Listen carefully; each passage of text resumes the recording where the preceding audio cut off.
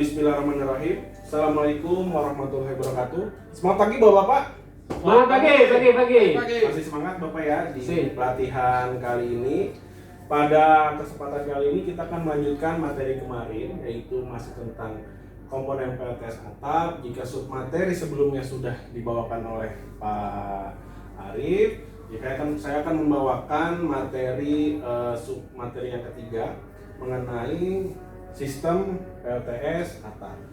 Oke, sebelumnya izinkan saya memperkenalkan diri Bapak. Nama saya Bagus Rizky Dewantoro. Saya Widya Iswara, ahli pertama di Pusat Pengembangan Sumber Daya Manusia KEB TKE.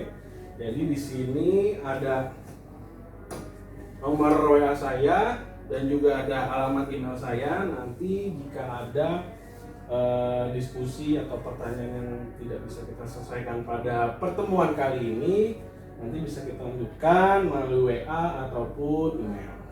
Oke. Karena kita sering mendengar istilah tak kenal maka tak sayang, baiklah izinkan saya lebih mengenal Bapak-bapak. Oke, silakan Bapak-bapak, siapa yang mengenalkan diri, sebutkan nama, kemudian instansinya dan tujuan untuk mengikuti pelatihan kali ini. Izin Bapak Bagus. Silakan. Lukti Bapak Bagus dari Ditjen Ketenagalistrikan, alasannya agar bisa tahu Pak terkait dengan PLTS ini seperti apa dan komponennya gimana aja. Oke, Pak Lutfi dari Ditjen Ketenagalistrikan ya. Jadi untuk mengetahui komponen-komponen apa saja yang ada di PLTS. Berikutnya silahkan. Izin Pak, saya perkenalkan, saya Niko dari Ditjen BTKE. Alasannya ingin mengetahui lebih dalam terkait tentang PLTS Pak. Oke, Pak Niko dari Ditjen BTKE ya. Di mana ini memang pusatnya dari energi terbarukan ya, ingin mengetahui lebih dalam mengenai PLTS. Baik, terima kasih Bapak-bapak. Oke, sebelum itu biar kita nggak ngantuk nih, silakan ikuti saya Bapak-bapak. Ya. Bisa digosok tangannya yang lama. Kemudian ke mata. Oke, sekali lagi yang lama ke mata.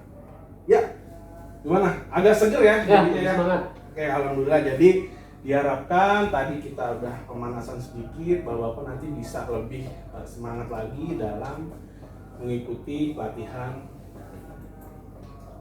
Oke. Baik, jadi tadi yang sudah saya sebutkan bahwa kita akan membahas mengenai sistem PLTS atap. Oke, sebelumnya saya ingin ini nih, mereview sedikit mengenai materi kemarin nih. Bapak-bapak masih ada yang ingat komponen utama apa saja nih yang ada di PLTS atap? Silakan Pak. Oke, Pak. Ya. Paling penting adalah modulnya Pak, modul suryanya Pak, atau panel suryanya Pak. Panel surya. Jadi menurut Pak Lutfi ini salah satu komponen penting itu adalah modul surya. Oke, itu ada lagi? Izin Pak. Silakan. Pak Niko. Komponen utama inverter Pak ya. Inverter ya. Jadi menurut Pak Niko ini inverter ini merupakan salah satu komponen penting pada PLTS atap. Oke, baik, kita nanti Bapak ini diharapkan dapat menjelaskan sistem-sistem yang ada pada PLTS atap. Oke, nah ini tadi yang barusan Bapak sebutkan, betul. Ada modul surya, kemudian ada penyangga, ada panel combiner, ada inverter nih yang tadi disebutkan oleh Pak Niko dan Pak Lutfi bahwa ini merupakan komponen-komponen utama yang ada pada PLTS. Oke, saya lanjutkan. Nah, jadi PLTS atap itu ada dua sistem. Yang pertama itu yang menggunakan sistem on grid. Di sini bisa kita lihat, Bapak. Di sini ada panel surya. Mohon maaf. Nah, di sini ada panel surya, ya. Panel surya. Kemudian listrik yang dihasilkan ini langsung terhubung ke panel utama. Yang mana panel utama ini akan membagi listrik ke beban rumah dan juga ke grid utama atau grid PLN.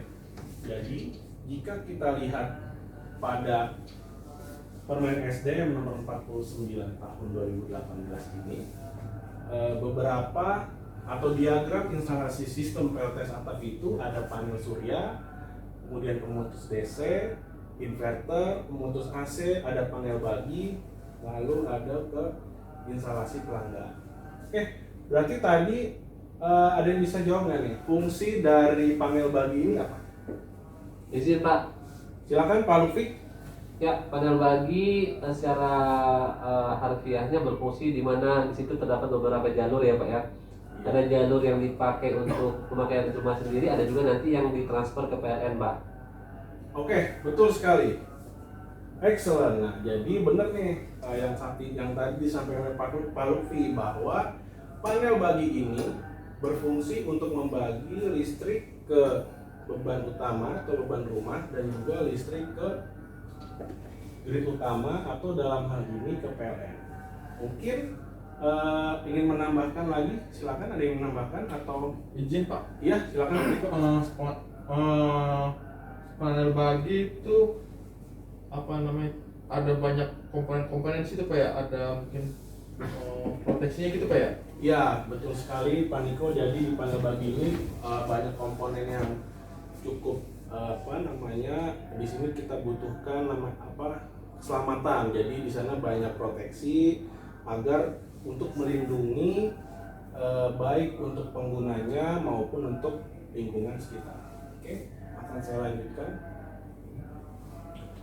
Jadi setelah sistem on grid, kita masuk ke sistem off grid. Di mana di sini kita lihat bahwa pada sistem off grid, listrik yang dihasilkan oleh sinar matahari ini akan digunakan untuk mengisi baterai, yang mana arus listriknya ini akan diatur oleh solar charge control, di mana fungsinya ini untuk mencegah arus berlebihan masuk dan juga untuk mencegah arus balik pada malam hari.